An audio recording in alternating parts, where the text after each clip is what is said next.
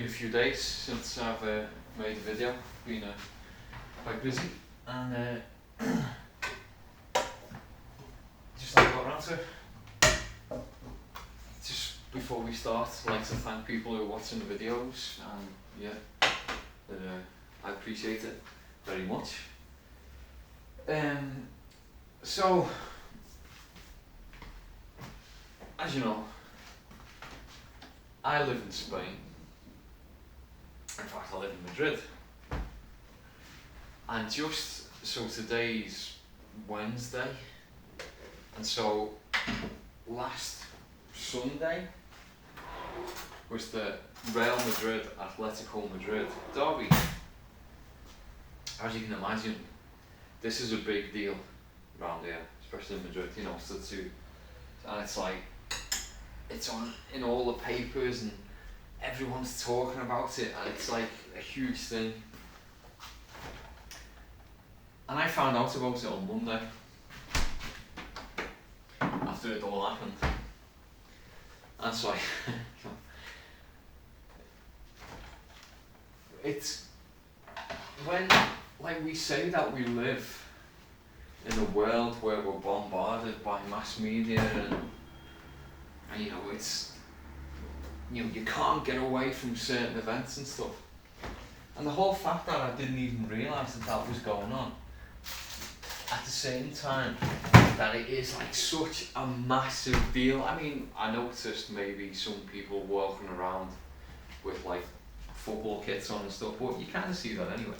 So that wasn't such a big surprise. But it just shows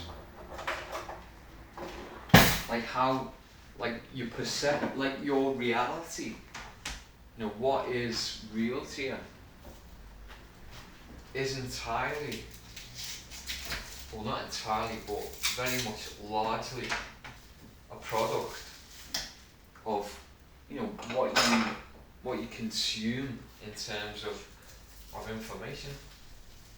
So it's like, you know, if you think of all like the millions and millions of euros that go into promoting that match, and the hours and hours and hours of stuff that's been, you know, on the telly, and you know, the columning that's been written about it in newspapers and all stuff like that. And by the way, it happened on Sunday. I don't even know what. It didn't even occur to me to like care, because I don't care, because I support Liverpool anyway. So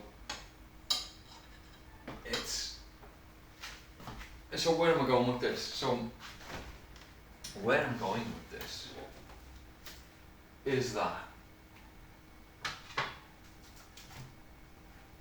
you know, we really are, you know, we really can own our perceptions. You know, we can be responsible for how we see the world in a big way.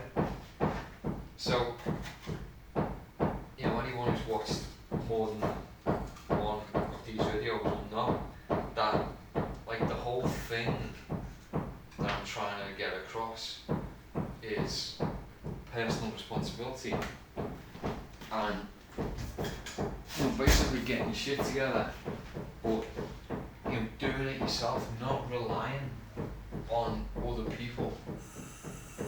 It's because if you don't, I mean, all of this that I'm talking about, it's all autobiographical, you know, I'm obviously only talking about myself, but I do believe that the things that I've learned are useful. So that's why you know, these pep talks are like just for people, you know, who are like me, but maybe, you know, 5 years behind or 10 years behind or something. Because the point is, although I've heard people say, you know, you need to take responsibility for your actions and stuff like that, it sounds like some kind of sergeant major nutter, like saying, you know, come on maggots, you know, get yourself together. And it's not that, Rob. it is that for some people, but there really is an empowering aspect to this, and there are lots of things that you can do. And so in this case, it was just something stupid like me not being aware of a football match. But it could just, that's like reflective of absolutely anything else that's going on in the media. That's just there to kind of distract you, or get you down, or make you worried about stuff, or whatever.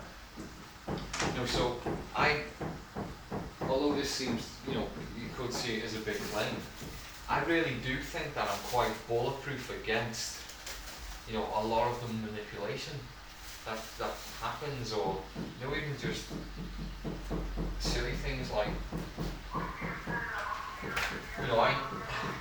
I've been eating. I mean, now it's kind of starting to get through about things like eggs and cholesterol and stuff like that.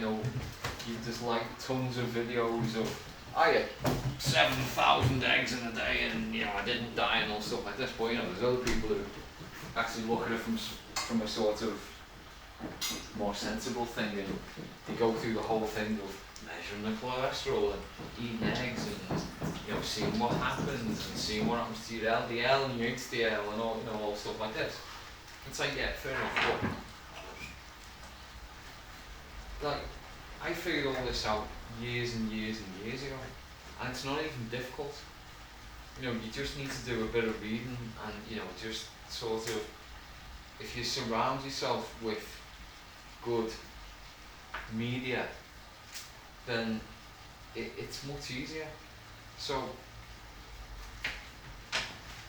the point is, if you're feeling down about yourself, or like you're worried about stuff in the world and things, it's almost entirely down to what media you consume. Because, let's face it, I know people who've told me that they actually lose sleep about climate change. Now, I'm not gonna, obviously, I don't need to get my video throttled so that anyone watches them anyway. So imagine if it's just if nobody watches them. But the point is, whether these problems are real or not, if you look at the kind of, if you just go and look at some of the information, I mean, if you go to the IPCC and look at the actual climate report, you're not going to be that stressed about it, because there's lots of things in there. There's lots of, good things, positive messages, and it's not all gloom and doom. And that's just, one aspect of modern society.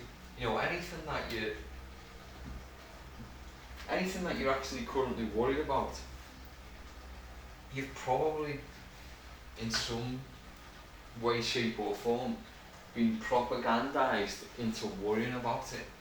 And it might even just be from, it doesn't have to be bad faith actors trying to stress you out and stuff. I mean, if you go onto social media, there's just so many different opinions about stuff, and everyone wants to get the attention. So that's why, everyone will be like writing headline grabbing, or trying to write, impactful tweets, or,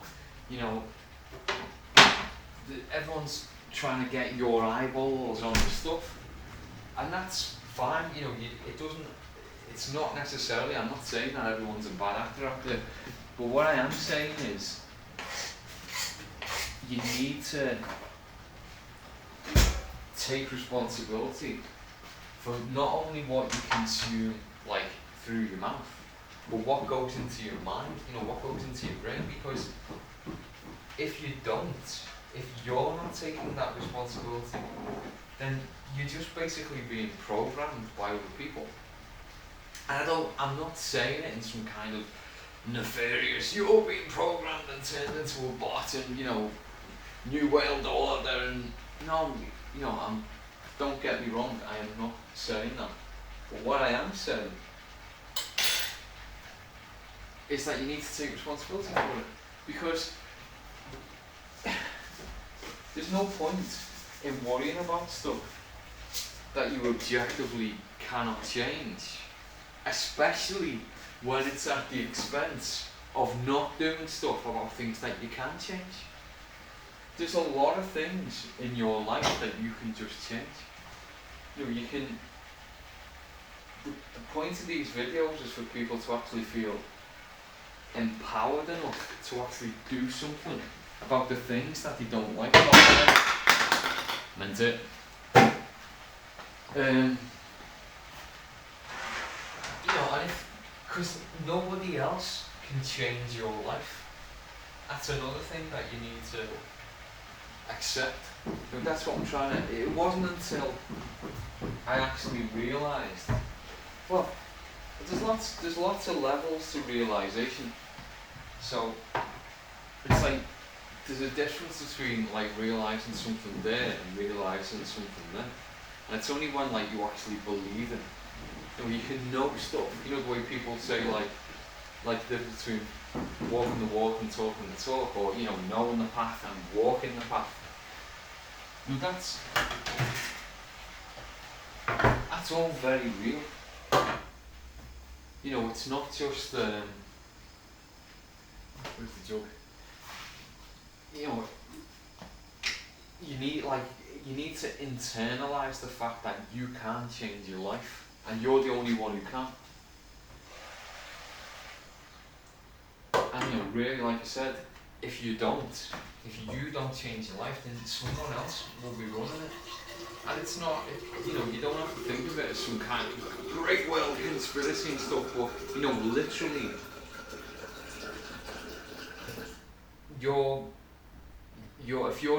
your emotions are going up and down based on what's on social media or on the telly or in the newspaper, then you're just being used like football. So if you actually want to achieve something in your life, there's lots of things. I'm not saying that,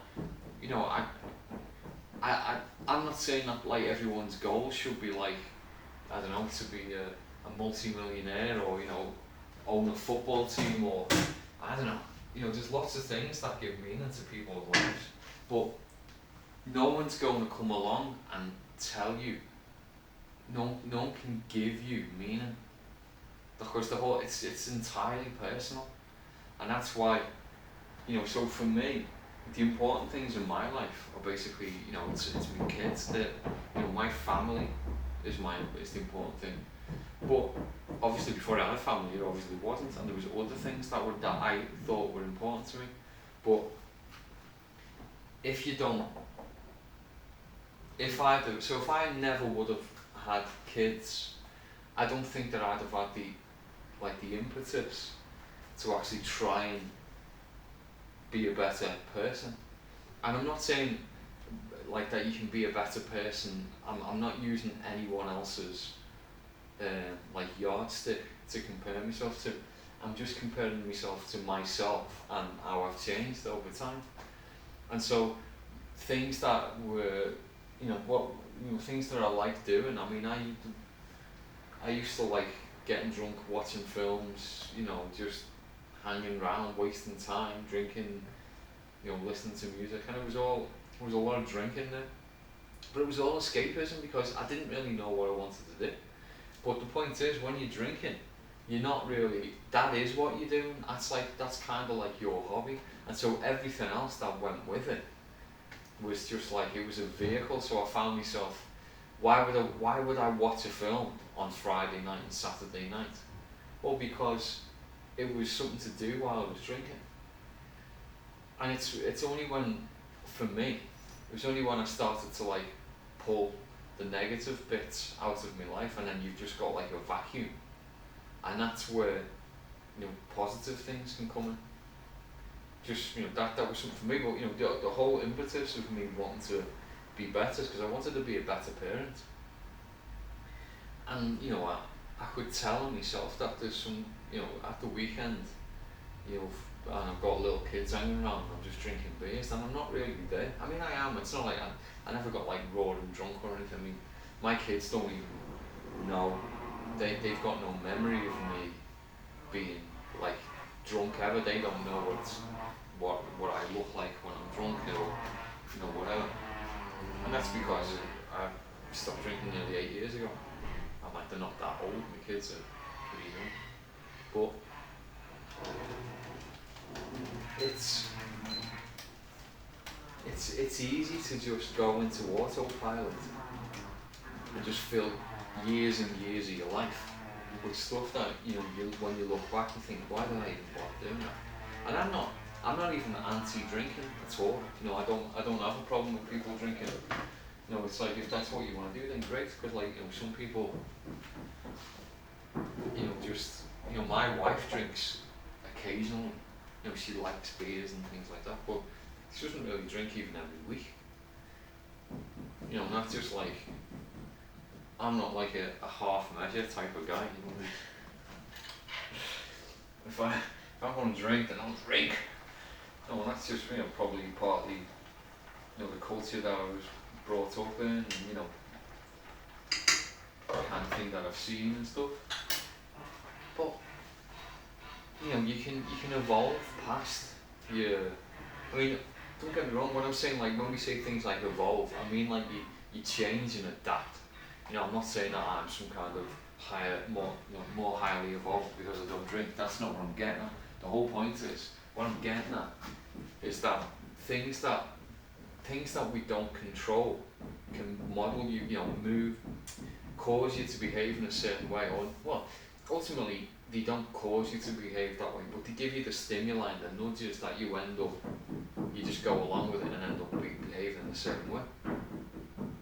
But that was because the whole point of what was going on with me is that I wasn't at the helm deciding what I did, and I wasn't trying to, you know, I don't know, I used to have this recurring dream, and it's like, I'm at university, and it's not that I'm not attending lectures, I am, but there's one lecture that I haven't been going to, and I've got an exam in it and it's coming up, and I just haven't been to any of the lectures, and I haven't studied, and it's just coming up and I can tell.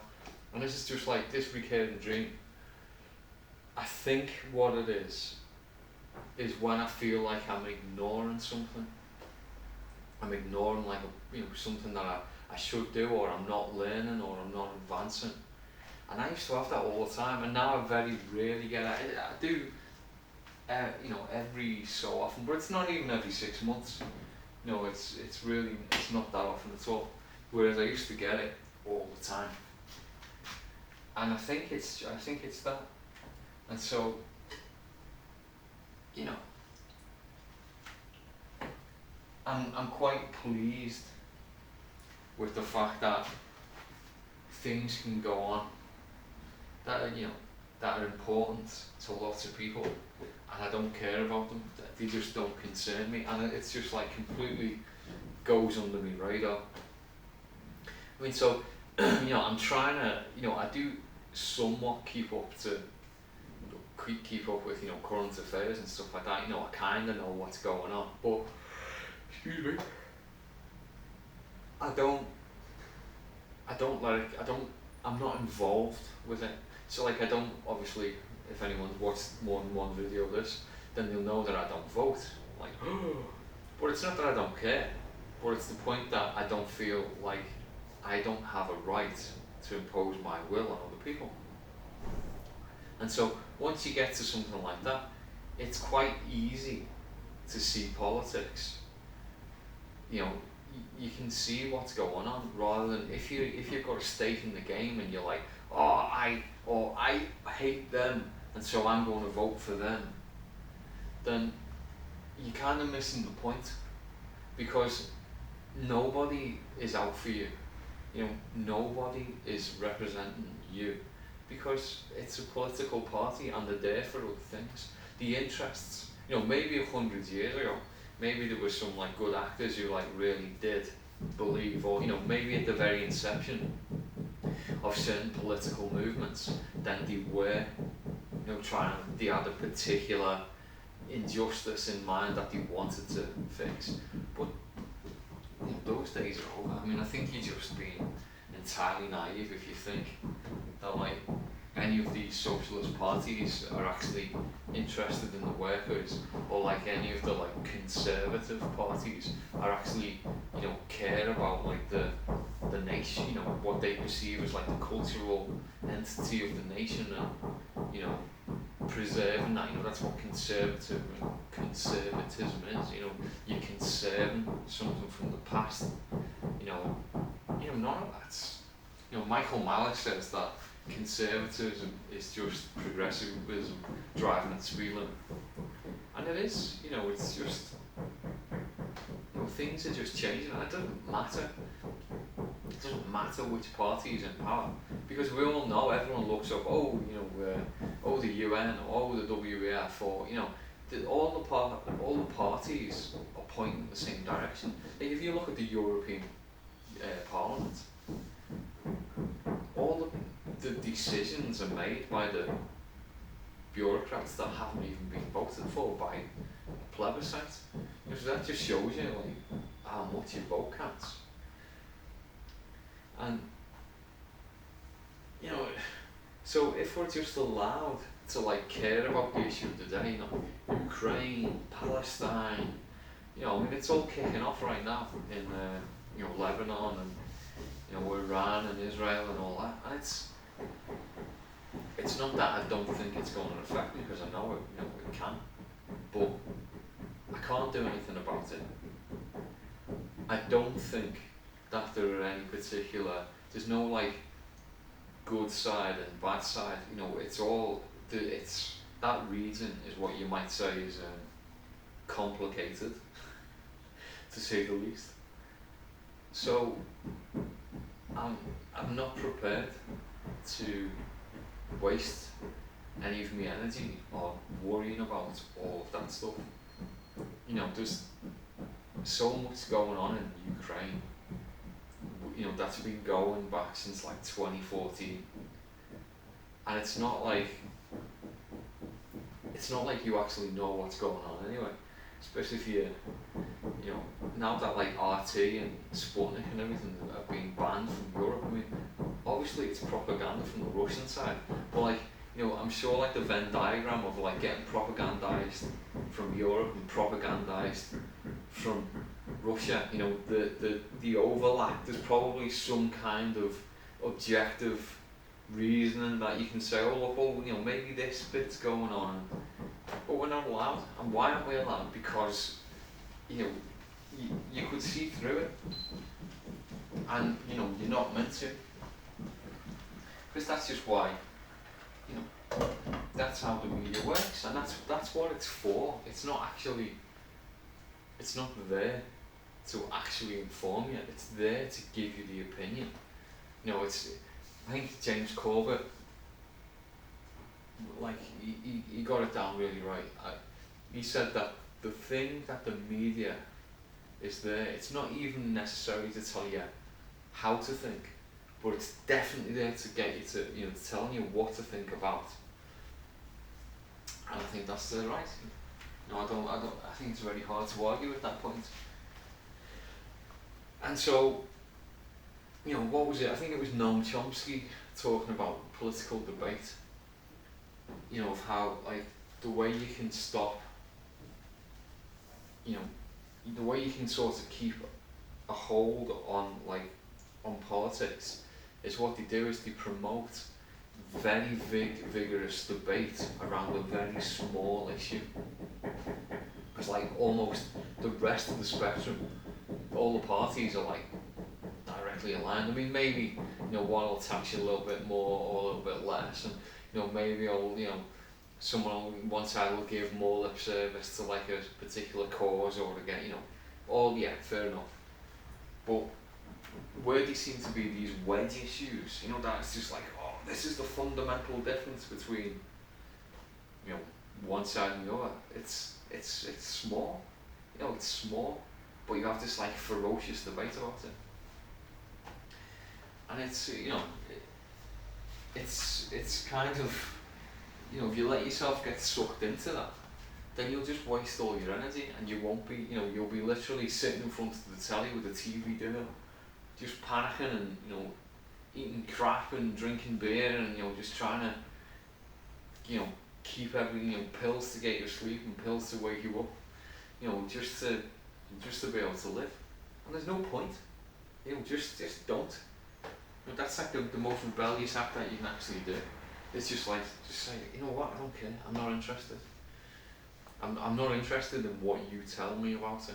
That's the whole point. I'm not interested about what they tell me about it. I am interested in the world. I'm interested in people. I'm interested in humanity. As someone who's, a father of 3, I feel like I've got a lot invested in the next generation. I don't want my kids to go through misery. It looks like, maybe, I can't help but, pick up on, World War III, and people have been going on about this for like forever.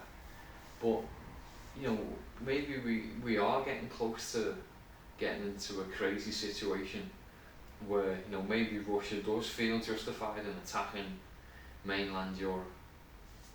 I live in a NATO country. I'm not happy about NATO arming Ukraine.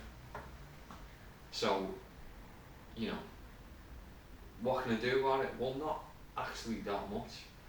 And I certainly can't change anything just by worrying about it.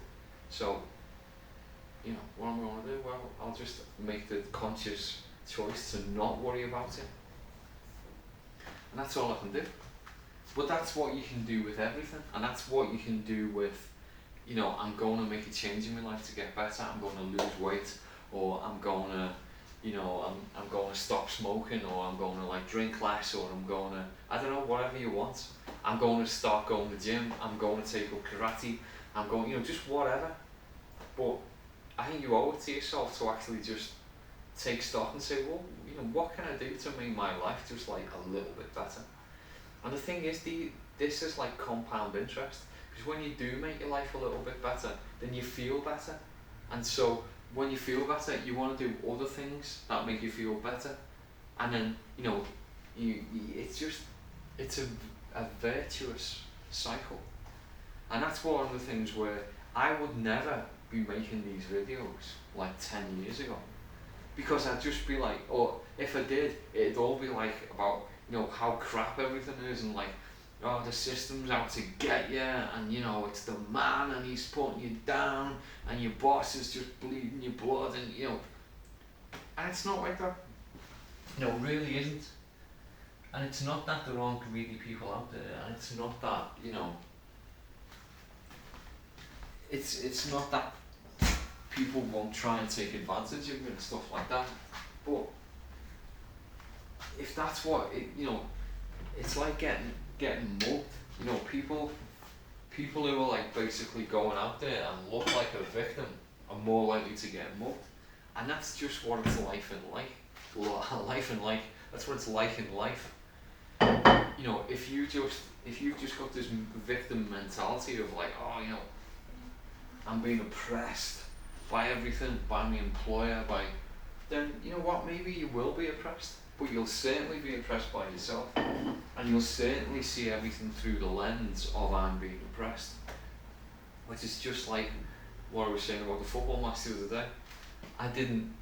I wasn't living my life through the lens of this big, massive, major media event happening on Sunday. It just didn't occur to me. So when I saw people in kits walking around and stuff, and it wasn't, to me, I wasn't, that's because of this and that. No, it's just, I've just seen people in different football kits.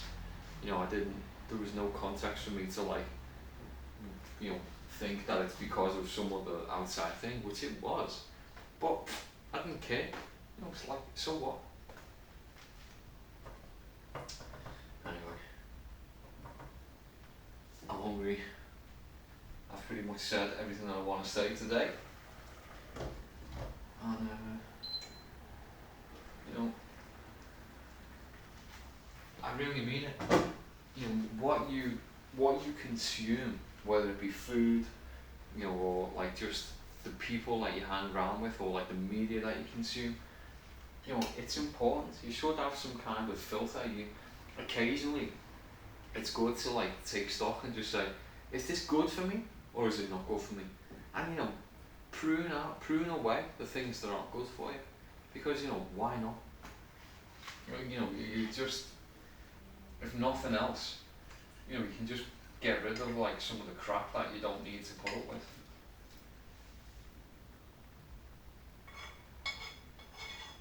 Anyway, that's the pep talk for today. Now, I'll cook lunch. Now I'm gonna eat it. Have a good day. See you soon.